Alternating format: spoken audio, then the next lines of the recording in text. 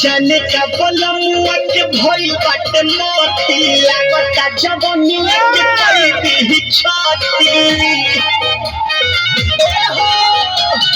जाने का बोलमुआ के भइल बाटे मोती लागता जवनिया के कई दी छाती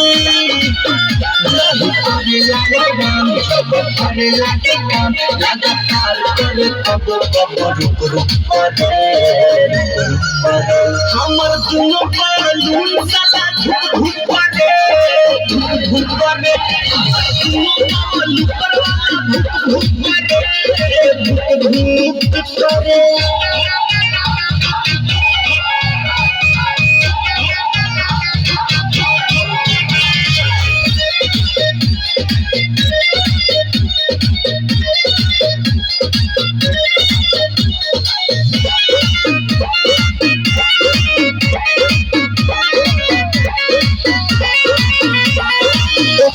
हर चीज बाकी रखले संभाल के बोलू बिशुनपुरी छोड़े दर्द कपार के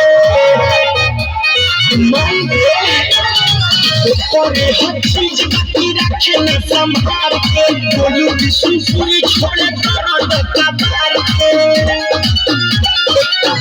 कम जोर सबकी सोना पड़े जोर लोट सह नहीं पाई दे करे हमर दुनो बालून साला धुक करे धुक करे दुनो बालू परवाला धुक करे धुक करे और में पानी डाला।